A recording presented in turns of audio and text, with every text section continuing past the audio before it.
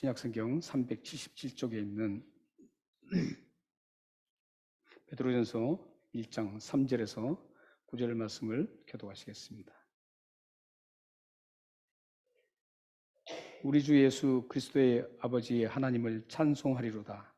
그의 많으신 긍휼대로 예수 그리스도를 죽은 자 가운데서 부활하게 하심으로 말미암아 우리를 거듭나게 하사 산 소망이 있게 하시며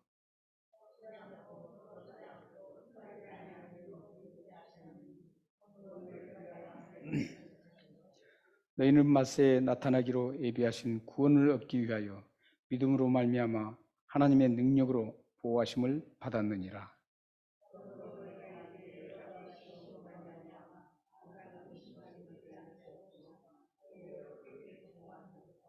너희 믿음의 확실함은 불로 연단하여도 없어질 금보다 더 귀하여 예수 그리스도께서 나타나실 때 칭찬과 영광과 존귀를 얻게 할 것이라.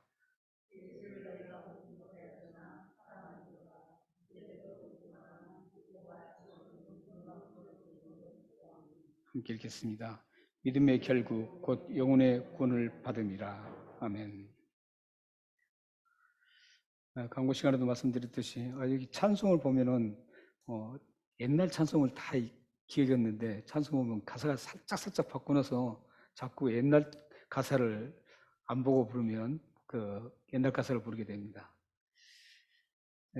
아까 광고 시간에도 말씀드렸듯이 교회 소식에서도 말씀드렸듯이 오늘부터 2023년도 퍼스트텀 3개월 동안 우리가 진행하게 됩니다. 주제는 소망을 품고 사는 그리스도입니다. 3개월 동안 함께 나누게 될 말씀은 베드로전서인데 이 베드로전서의 편지 수신자가 누구냐면 1절에 나옵니다. 1절에 나오는데 여러 지역이 쭉 나옵니다. 수신자가 누구냐면 거기 보면은 베드로는 본도, 갈라디아, 갑바도기니아, 아시아와 베두니아에 흩어진 나그네, 이 사람들이 이 편지를 받는 겁니다. 이 사람들에게 편지를 보냈습니다. 근데 이분들이 어떤 분들이냐면 큰 핍박을 받고 있는 분들입니다. 그래서 굉장히 힘들게 그 믿음 하나를 지키기 위해서 굉장히 어렵게 살아가는 분들이었습니다.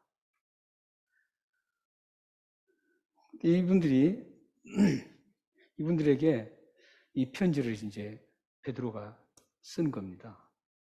베드로가 쓰는데 베드로전서를 이제 보면 시간적으로는 어떤 시간적이냐면 여러분들이 잘 아시는 네로 황제 있지 않습니까? 로마에 기독교를 가장 처참하게 핍박했던 사람이었습니다. 그 네로 황제가 대표적인 것이 로마 시를 전체를 황제가 시켜서 불을 지르게 했습니다. 그리고 그 죄를 기독교인들에게 뒤집어 씌우는 겁니다. 핍박하기 위해서. 그래서 모든 로마 사람들은 이제 그렇게 아는 거죠. 이 로마 시를 불태우고 우리를 어렵게 만든 그 세력이 기독교 세력이다 해서 이제 네로 황제가 그걸 빌미로 해서 기독교인들을 엄청나게 이제 핍박을 합니다. 그 전에도 핍박이 굉장히 심했습니다. 심했는데 그 핍박과는 비교할 수 없을 만큼 이 네로는 기독교를 핍박을 했습니다. 그렇게 여기 오늘 본문에는 네로 황제가 이제 핍박하기 바로 직전에 있었던 성도들입니다. 이분들에게 지금 편지를 써서 위로와 용기를 주기 위해서 지금 격려하기 위해서 편지를 쓴 겁니다. 그런데 이때 이 어렵게 그러니까 네로가 핍박하기 바로 직전이니까 그 직전에도 굉장히 많은 핍박을 당했습니다. 참 많은 사람이 순교를 당하고 죽고 고난을 당하는 그런 시대였습니다. 이 사람들을 향해서 이제 베드로가 용기를 주고 격려하고 위로를 하기 위해서 이 서신을 지금 띄웁니다. 그런데 이상합니다. 오늘 본문 말씀을 보면 맨 처음에 인사말을 1절부터 2절 한 다음에 그 다음에 첫 메시지를 어떻게 띄우냐면은 첫 메시지를 띄우면 고난을 당하는 이 크리스천들에게 편지를 띄우면 그렇게 당연하게 이렇게 해야 되겠죠. 고난을 받는 너희들에게 편지한다. 그리고 당신들이 그렇게 어렵지만 굳건하게 그리스도를 붙잡고 가면 하나님께서 여러분들을 도우시고 여러분들을 더 크게 신앙 성장을 시켜주실 것이다. 그러므로 끝까지 신앙을 붙잡으십시오. 이렇게 쓸 텐데 오늘 본문에 보면은 첫 말이 그렇게 진행되지 않습니다. 이상합니다. 우리 주 예수 그리스도의 아버지 하나님께 찬송한다. 이렇게 고백합니다. 이건 어떤 말이냐면 핍박을 죽으라고 힘들게 받고 있는데 하나님만 찬송하자는 것이죠.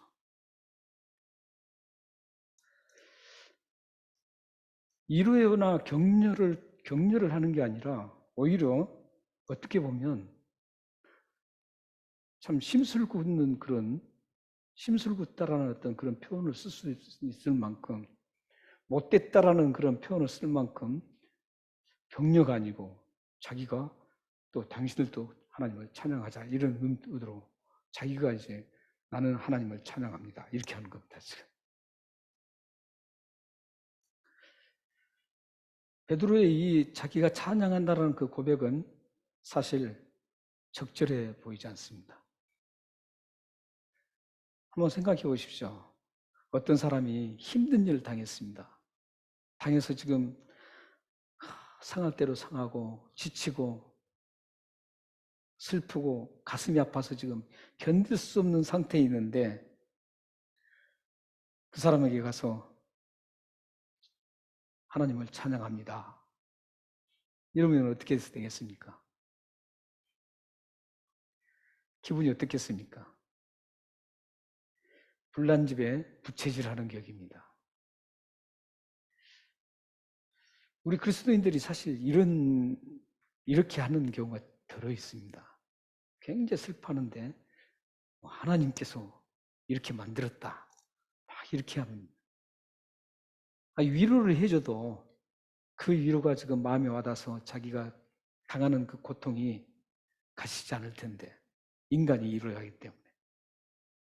근데 거기다 대고 나는 하나님을 찬양합니다. 고통을 당하고 있는데 그렇게 얘기해 보십시오. 이건 정말 적절치 않는 베드로의 고백입니다. 그런데 이 적절치 않는 베드로의 그 말을 수용하는 사람들이 있었다는 겁니다. 대부분의 사람들은 만약에 이런 상황에서 이렇게 말이 나오고 그러면 아예 말도 하지 않고 완전히 끊어버릴 겁니다. 만약에 여러분들이 힘든 상황이 있는데 나는 하나님을 찬양합니다. 이렇게 해보십시오. 그러면 어떻겠습니까? 그 사람이 얼마나 밉겠습니까? 자기는 지금 고통 중에 있는데 자기는 찬양한다라는 거죠. 근데 지금 이런 상황에서도 베드로의 이 찬양한다는 고백을 그대로 수용하고 오히려 동조하고 찬성하는 사람들이 있었습니다. 바로 그 사람들이 지금의 터키 그리고 그리스의 일부 시리아 쪽 거기를 일명 소아시아라고 합니다. 소아시아의 사람들 거기에서 힘들게 주님을 믿고 살아가는 간신히 믿음의 끈을 붙잡고 살아가는 그 사람들이었습니다. 그 사람들은 베드로의 그 말을 달갑게 환영하면서 그걸 받아들였습니다.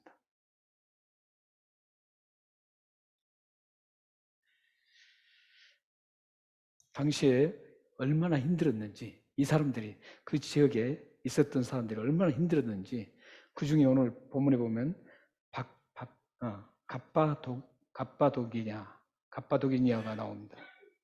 이 지역을 지난번에 우리 교회에서 저를 성지순례 보내주셔서 갔던 곳입니다. 그곳에서 실제 일어났던 그런 지금 핍박의 상황을 한번 어떻게 얼마만큼 그들이 힘들게 살았는가를 한번 사진을 한번 보겠습니다.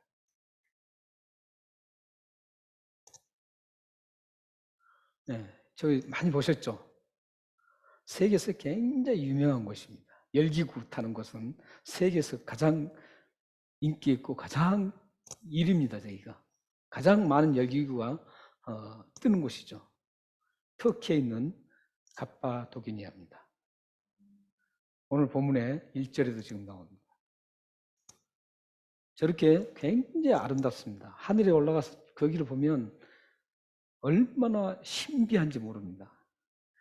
지구가 아닌 것 같아요.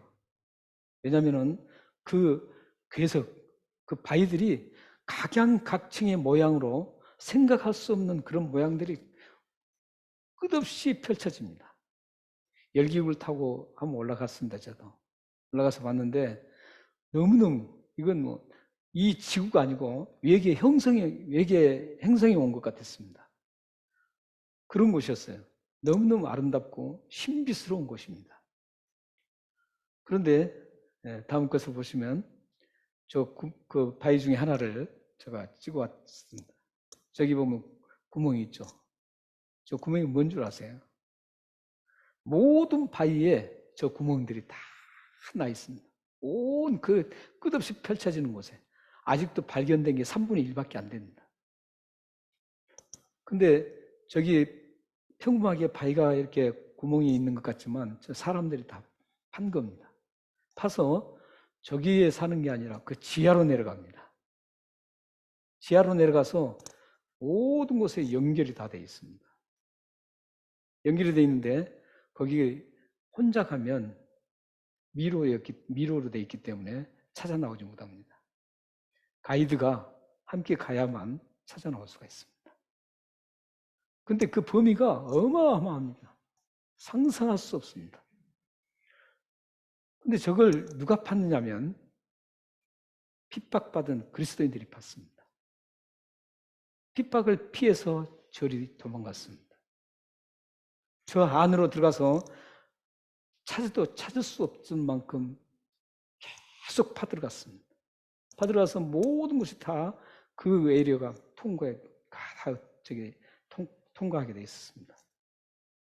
근데 그곳에서 가면은 세례받은 곳도 파놨고 예배당도 있습니다. 지금 현재 저 굴 속에 예배당이 약 100개가 남아 있습니다. 100여 개의 교회가 있습니다. 예배당이. 예배당이에요. 그 가보면은 이제 한번 또 보여주세요. 저런 그림들이 벽화로 막 그려져 있고 그렇습니다. 예배당 중에 한 곳이 동굴 예배당이죠. 햇빛도 들어오지 않는 곳입니다. 근데 저런 데서 3대 4대째 저기에서 아이를 낳고 후손들이 거기서 또 자라고 거기서 계속적으로 신앙을 지키기 위해서 밖으로 나오지 않고 핍박을 피해서 저기에서 생활했던 겁니다. 그만큼 핍박이 심했습니다. 네, 한 또 보내주세요. 저기가 이제 세례받는 터고요. 네, 됐습니다. 맨 처음으로 한번 보내주세요. 네, 저 외형적으로 겉에서 보기에는 너무너무 아름답습니다. 그래서 유명한 관광지입니다. 어마어마하게 많은 사람들이 옵니다. 왜냐하면 너무 신비하고 아름답기 때문에 그렇습니다. 외형적으로 그러는데 실질적으로 저기 내용을 보면 크리스찬들의 그 아픔과 크리스찬들의 그 박해와 순교의 피가 흐른 곳입니다. 저 갑바도기니아에서 여러분들이 사도행전 7장에 나오는 제자 가룟 유다 대신 한 사람을 뽑죠. 제비를 뽑아서 두 사람을 선택해서 그 중에 한 사람 뽑았는데 그 한 사람 뽑힌 사람이 누구입니까? 마띠아입니다. 마띠아인데 가룟 유다 대신 이제 제자가 된 겁니다.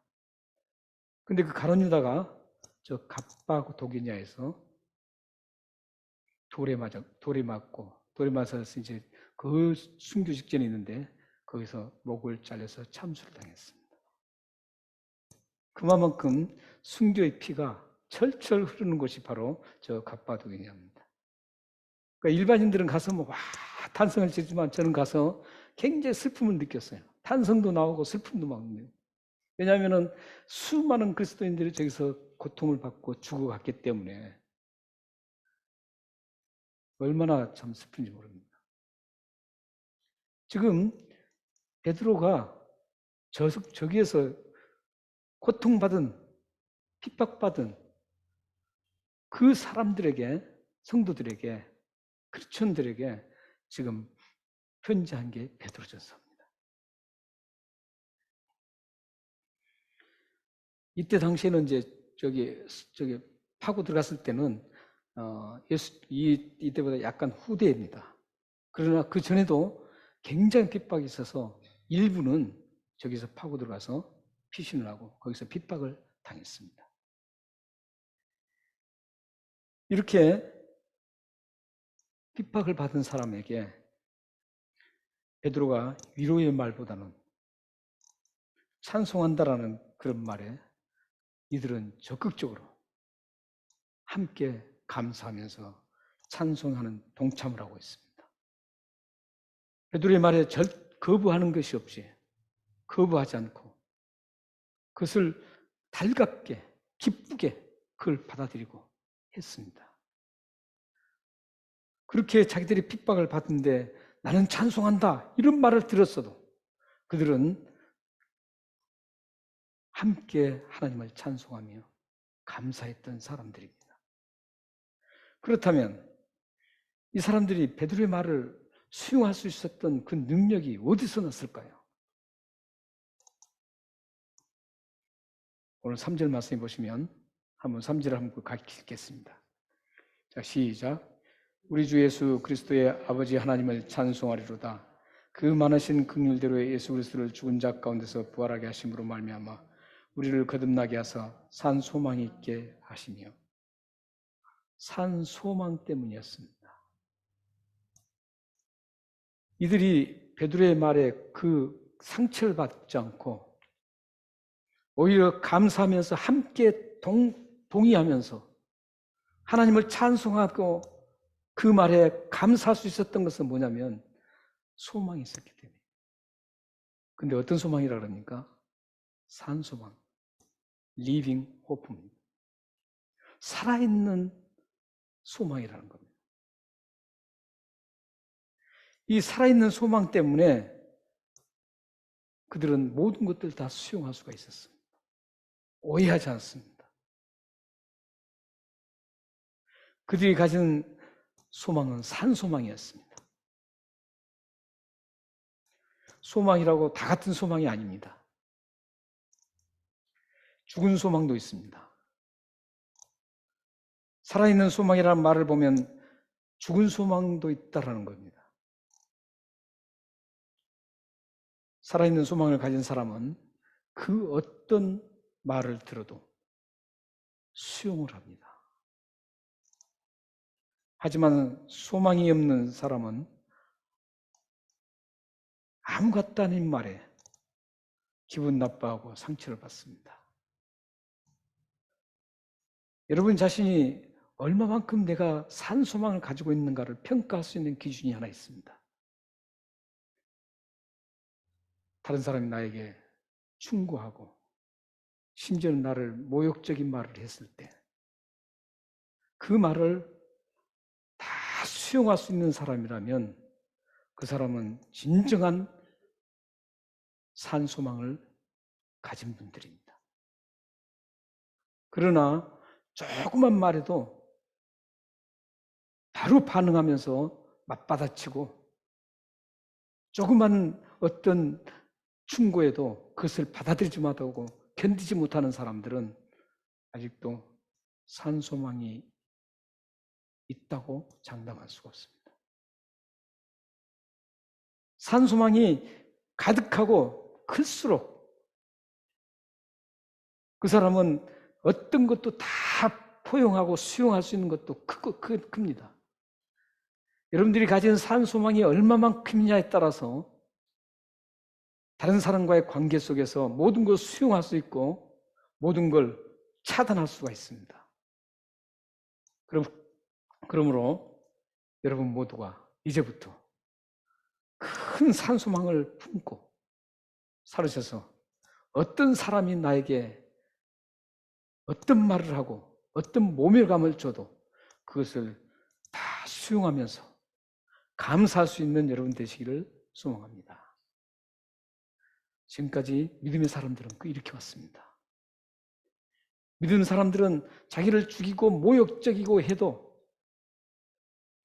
그들이 끝까지 그들을 원망하지 않았던 이유, 스데반이 죽을 때도 그랬고 오히려 그들을 불쌍히 여기면서 자기를 처참하게 죽인 사람들을 용서해달라고 하나님 앞에 기도할 수 있는 그 사람들은 왜냐? 산 소망을 가졌기 때문입니다. 여러분들이 마음이 넓어지고 모든 것을 수용하고 포용할 수 있는 그런 마음을 가지려면 반드시 산 소망을 키워나가야 됩니다. 그렇다면 이 산 소망은 어떻게 해서 우리에게 주어진 것일까요? 3절 말씀해 보시면 그리스도의 죽음과 부활을 통해서 산 소망이 주어졌습니다. 만약 예수 그리스도께 십자가에 죽으시고 부활하지 않으셨다면 이 세상에는 산 소망이 없었습니다. 죽은 소망으로 끝나는 것이었습니다. 그러나 예수님께서 십자가에 죽으시고 다시 살아나심으로 인해서 예수님께서 그 커다란 선물을 우리에게 주셨습니다. 그 선물이 바로 산 소망입니다. 살아있는 소망입니다. 그래서 에베소서 2장 12절에서 13절 말씀을 한번 읽어보겠습니다. 자, 시작. 그때 너희는 그리스도 밖에 있었고 이스라엘 나라 밖의 사람이라 언약의 약속의 언약들에 대해서는 외인이요 세상에서 소망이 없고 하나님도 없는 자이더니 이제는 전에 멀리 있던 너희가 그리스도 예수 안에서 그리스도의 피로 가까워졌느니라. 우리에게 소망을 준 것, 하나님을 만나 뵐 수 있는 천국에 갈 수 있는 그 소망을 준 것은 예수 그리스도께 십자가에서 흘리신 피로 하나님과 가깝게 됐고 그 완성은 그리스도의 부활로 완성이 됐습니다. 그래서 이 세상에는 그리스도의 십자가의 죽으심과 부활이 없으면 이 세상은 완전히 죽은 소망밖에 없는 죽은 소망들로 가득 찬 세상이었습니다. 그러나 그리스도의 죽으심과 부활로 이제 산 소망을 가지는 사람들이 태어났습니다. 바로 예수 그리스도를 믿는 여러분들입니다. 여러분들은 이제 산 소망을 가진 분들입니다. 그렇다면 이제 어떤 말도 어떤 충고도 다 그걸 수용하고 어떤 것도 자기에게 닥친 것도 다 용납하고 예수 그리스도께서 말씀하신 것처럼 그런 폭넓은 사람들이 되어야 합니다. 이게 소망의 사람입니다. 우리는 여기에서 잠깐 산 소망과 죽은 소망이 무엇인지 규명을 하고 넘어가야 되겠습니다. 4절 5절 말씀을 읽겠습니다. 산 소망과 죽은 소망이 뭔지를 한번 규명을 하겠습니다. 4절 5절입니다. 함께 읽겠습니다. 시작. 썩지 않고 더럽지 않고 쇠하지 아니하는 유업을 잊게 하시나니 곧 너희를 위하여 하늘에 간직하신 것이라. 너희는 말세에 나타나기로 예비하신 구원을 얻기 위하여 믿음으로 말미암아 하나님의 능력으로 보호하심을 받았느니라. 아멘. 여기 보면 산소망에 대해서 지금 나오는데 우리는 그걸 통해서 죽은 소망이 뭔가를 알 수 있습니다. 산소망이라는 것은 하늘의 소망입니다. 죽은 소망은 이 땅의 소망입니다. 산소망이라는 것은 썩지 않고 더럽지 않고 쇠하지 않는 소망입니다. 죽은 소망은 이 땅의 소망인데 그것은 썩고 더럽고 또한 갈수록 시들어가는 소망입니다. 산소망은 오늘 보시면 산소망은 5절에 보시면 어떻습니까? 하나님의 능력으로 보호를 받습니다. 죽은 소망은 하나님의 보호를 받을 수가 없습니다. 이 땅에 소망 많지 않습니까? 내가 뭔가 이 땅에서 내가 뭘 이루어야 되겠다. 이런 소망들이 있죠. 소망이 없는 사람은 아무도 없습니다. 내가 얼마만큼 부를 좀 축적해야 되겠다. 어떤 집을 내가 좀 사야 되겠다. 또 공부하는 사람들은 내가 어떻게 공부해서 어떻게 좀 내가 출세를 해봐야 되겠다. 이렇게 다양하게 모두가 소망이 있습니다. 아픈 분들에게는 이 아픔이 다 깨끗이 낫는 것을 소망합니다. 문제가 있는 분들은 그 문제가 해결되기를 소망합니다. 또 더 나은 삶을 위해서 내가 어떻게 해야 될 것인가 그 계획을 낳고 그 소망이 이루어지기를 모두가 바랍니다. 이런 소망들은 이 땅의 소망입니다. 이 땅의 소망을 가진 사람들은 수용을 할 수가 없습니다. 나에게 충고한 사람에게 대해서 나에게 모멸감을 주면 가만히 안 있습니다. 나에게 어떤 피해를 주면 더 가만히 있지 못합니다. 어떻게든 그것을 보복하려고 하고 나의 소망을 끊으려고 하고 나의 소망을 방해하는 그 세력들에 대해서는 항상 어떻게든 그 사람을 미워하고 그 사람을 어떻게든 한번 내가 보복하겠다라는 그런 생각을 가지게 됩니다. 이게 이 땅의 소망입니다. 이게 바로 죽은 소망입니다. 그런데 이 크리스천들도 이 죽은 소망에 목을 메고 있습니다. 예수를 믿는다고 하면서도 산 소망을 하나님이 주셨는데 그 산 소망은 팽개쳐버리고 이 땅의 소망만을 붙잡고 몸부림치면서 발버둥 치면서 갑니다. 얼마나 안타깝고 얼마나 좋지 못한 모습입니까? 이런 모습은 하나님을 드러낼 수 없는 모습입니다. 이 땅에 소망을 안고 거기에 집중하고 살아가면 크리스천들이 그렇게 살아가면 이 땅에 하나님을 드러낼 수가 없습니다. 영광의 하나님, 우리가 가장 영광스럽게 올려드려야 될 그 하나님을 다른 사람들에게 나타내지 못합니다. 오히려 그 하나님을 욕되게 합니다. 지금 현상이 그렇게 나타나고 있습니다. 왜냐하면 바른 소망을 가지지 못하기 때문입니다. 이 땅에 죽을 썩을 소망, 더러운 소망, 쇠해지는 소망, 그 소망을 자꾸 붙들고 크리스천들이 가기 때문에 이 땅에 위대하신 하나님이 제대로 인정받지 못하는 겁니다. 여러분들은 어떤 소망에 지금까지 붙잡고 집중적으로 살아오고 있었습니까? 땅 위의 소망은 낡아집니다. 썩어지고 없어집니다. 그러나 살아있는 소망, 생생하게 살아서 움직이는 그 소망, 예수 그리스도께서 십자가에 죽으시고 부활로 주어진 그 소망, 그 소망은 영원히 썩지 않고 더럽지 않고 쇠하지 않는 날로 갈수록 강해지는 그런 소망입니다.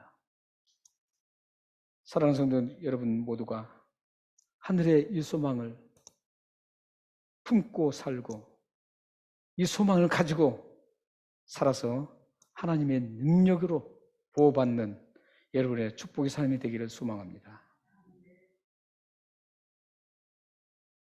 살아있는 소망을 가진 사람들은 어떤 말이든지 어떤 행동을 받을지라도 그것을 모두 수용할 수 있을 뿐만 아니라 모진 고난과 아픔과 핍박도 견뎌내며 극복할 수 있습니다. 그게 6절, 7절 말씀입니다. 6절, 7절을 함께 읽겠습니다. 자, 시작. 그러므로 너희가 이제 여러 가지 시험으로 말미암아 잠깐 근심하게 되지 않을 수 없으나 오히려 크게 기뻐하도다. 너희 믿음의 확실함을 불로 연단하여질 것보다 더 귀하여 예수 그리스도께서 나타나실 때 칭찬과 영광과 존귀를 얻게 될 것이라. 여기 지금 이제 근심하게 돼요. 근심하게 된 이유가 뭐냐면 7절입니다. 시련이 오는 겁니다. 그러니까 지금 갑바도기냐라든지 소아시아에 있던 그 분들이 굉장히 어려운 시험을 당하고 있습니다. 그런데 그 시험을 어떻게 표현하고 있습니까? 영원히 계속된다고 하지 않습니다. 여기 보면 잠깐 근심한다라는 거. 잠깐. 사실 이 세상은 잠깐입니다. 그걸 알기 때문에 크리스천들이 끝까지 그 믿음에 그걸 근근히 붙잡고 끝까지 붙잡을 수 있었습니다. 이 세상은 잠깐이기 때문에 영원한 하늘나라가 있기 때문에 이 세상에서 잠깐 고통은 참을 수가 있었습니다. 근데 그 연단이라는 것이죠. 그 핍박 같은 모든 것들이 다 연단입니다. 소아시아 교회에 흩어졌던 그 나그네 같은 모든 분들이, 성도들이 엄청난 시련과 연단을 받았습니다. 사실 그물이 이제 정금이 돌덩이에 있잖아요. 돌덩이에 있는데 그 돌과 이 정금을 분리하기 위해서 용광로에 집어넣지 않습니까? 그 돌이 얼마나 뜨겁겠습니까? 그렇지 않으면 이게 분리가 안 됩니다. 이 분리가 되려면 반드시 용광로로 걸쳐야 됩니다. 이 용광로로 걸침으로 인해서 정금으로 나올 수가 있습니다. 크리스천들의 고난과 고통, 여러분들이 당하는 모든 문제들, 이건 다 용광로입니다. 여러분들 정금으로 하나님께서 다듬어서 빼내기 위해서 지금 하는 작업입니다. 이 연단, 이 용광로의 그 과정, 이 과정은 잠깐입니다. 이 과정은 잠깐입니다. 계속되지 않습니다. 그때 당시에 어떤 연단을 받았냐면 이분들이 불신자들에게 비방을 받았습니다. 그리고 비방과 욕설을 받고 조롱과 또한 직장 다니던 사람들은 해고를 당했습니다. 그리고 폭행을 당했습니다. 이제 살인까지 당합니다. 그래서 순교자들이 나오는 겁니다. 그런 엄청난 연단을 받았습니다. 그렇지만 그들은 끝까지 소망의 사람들이었기 때문에 그걸 견딜 수가 있었습니다. 그 견딘 대가가 7절과 8절입니다. 7절, 8절 한번 같이 읽겠습니다. 자, 시작. 너희 믿음의 확실함은 불로 연단하여도 없어질 8절 9절입니다. 죄송합니다. 8절 9절입니다. 자, 시작. 예수를 너희가 보지 못하였으나 사랑하는도다. 이제도 보지 못하라니 믿고 말할 수 없는 영광스러운 즐거움으로 기뻐하니 믿음의 결국 곧 영혼의 구원을 받음이라. 이분들이 산 소망으로 그 시련과 모든 것을 극복할 수 있습니다. 연단을 받아도 그것을 끝까지 참을 수 있었던 것은 뭐냐면 산 소망이었습니다. 예수 그리스도께서 주신 그 산 소망이 있었기 때문에 그들은 끝까지 그 엄청난 핍박과 고난과 박해를 받아도 끝까지 극복하고 견딜 수가 있었습니다. 이렇게 견디는, 소망을 가지고 견디는 이 사람들에게 굉장한 대가가 지어집니다. 그 대가가 바로 뭡니까? 영광스러운 즐거움과 기쁨을 소유하게 됩니다. 그리고 영혼의 구원입니다. 이것보다 더 큰 소망이 어디 있겠습니까? 큰 열매, 큰 상급이 어디 있겠습니까? 성경에 상급 얘기가 많이 나오잖아요. 의의 면류관, 영광의 면류관, 상급을 주겠다. 이런 건 다 천국 가서 받는 게 아닙니다. 어떤 분들은 옛날 붕괴 때 보면 어떤 분들은 천국 갔더니 자기는 면류관 썼는데 어떤 사람은 개털 모자를 썼다고 막 그래요. 그 사람들은 성경을 모르는 사람들입니다. 천국에 개털 모자 쓰고 황금 면류관 쓰고 그 차별이 있으면 왜 천국 갑니까? 갈 필요가 없죠. 거기 가서 무슨 조금이라도 차별이 있으면 누구는 상급 받고 누구는 못 받고 누구는 상급을 큰 것 받고 적게 받고 이건 세상이죠. 상급은 없어. 천국 가면 상급이 없습니다. 상급이 뭔지 아세요? 구원받는 겁니다. 이 상급보다 더 큰 상급이 어디 있어요? 이보다 더 큰 상급이 어디 있냐고요. 영원한 천국에 오늘 본문에 유업이라고 합니다. 영원한 하늘나라를 소유하게 되는데 이게 바로 하늘나라 소유한다는 것이 바로 살아있는 소망입니다.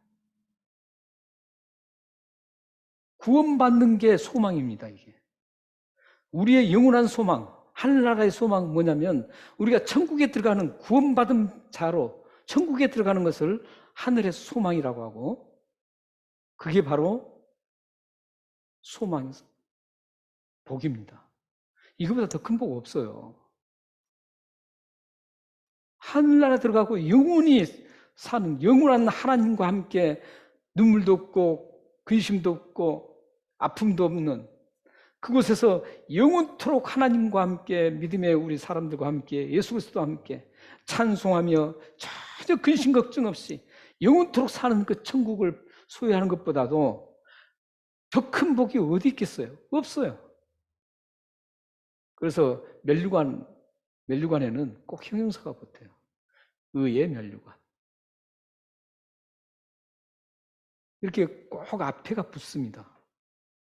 그게 뭔지 알아요? 의는 누구냐면 그리스도예요.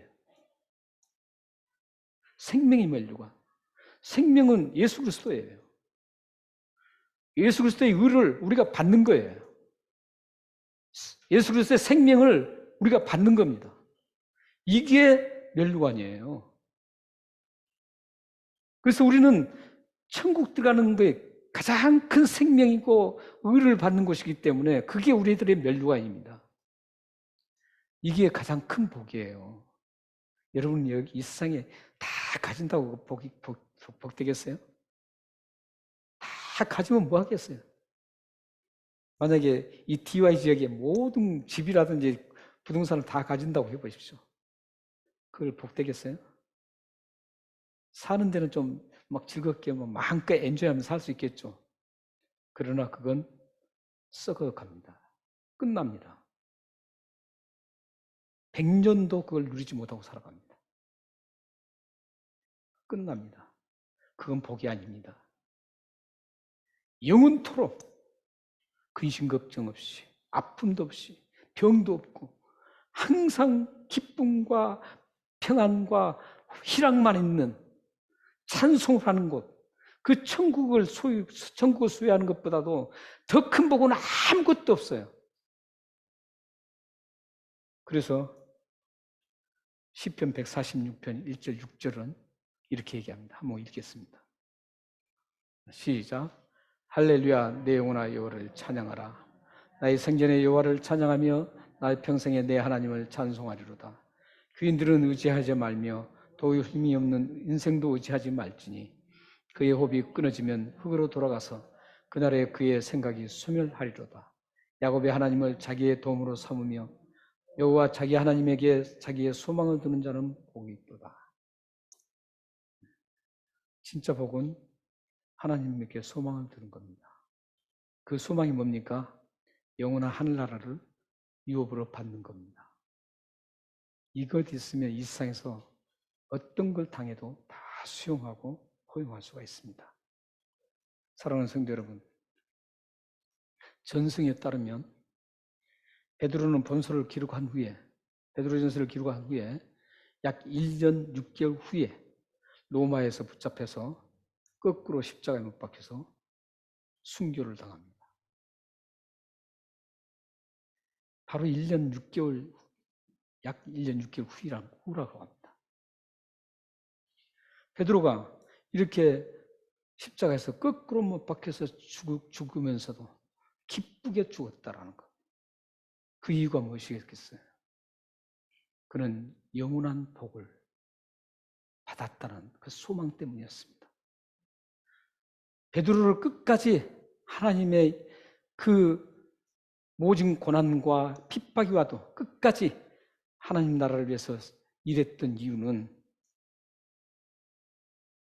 소망에, 살아있는 소망을 가지고 있었기 때문입니다. 오늘 시편 146편 1절 5절 말씀해 보시면 하나님께 소망을 두는 자가 복이 있다라고 그럽니다. 돈에 소망을 두는 자가 복이 있다고 하지 않습니다. 건강에 소망을 두는 자가 복이 있다고 얘기하지 않습니다. 하나님에게 나의 소망을 두는 사람, 이 사람이 참된 복이 있다라는 겁니다. 이 복을 누리고 살아가면, 이 소망을 가지고 살아가면 여러분들이 앞으로 어떤 일을 만나도 기쁨과 감사하며 하나님을 찬양할 수 있는 그런 사람이었습니다. 그렇기 때문에 이 3절에 나왔던 베드로가 하나님을 찬양한다는 그 고백은 소망이 있기 때문에, 그리고 이 나그네로 흩어져서 고통을 받고 핍박을 받는 사람들도 소망을 가지고 있다는, 산 소망을 가지고 있다는 것을 알기 때문에 찬송한다라고 말씀하실, 담대하게 고백했을 때 이들도 함께 동참했고 함께 찬양을 하면서 영광스럽게 기쁘게 생애를 걸어갔던 것입니다. 사랑하는 여러분들이 어렵고 힘든 일이 있으면 무엇으로 극복하려고 합니까? 극복할 수 있는 것은 하나입니다. 여러분들이 살아있는 소망을 가지고 그것을 이겨나갈 수 있습니다. 살아있는 소망만 가지면 어떤 것도 다 극복할 수 있고 수용할 수가 있습니다. 여러분 삶에 이 살아있는 소망을 통해서 날마다 하나님과 동행하는 즐거움을 경험하시고 하나님의 능력으로 그 모든 것들을 보호받고 기쁘게 이 세상을 살아가시기를 주님으로 축원합니다. 기도하겠습니다.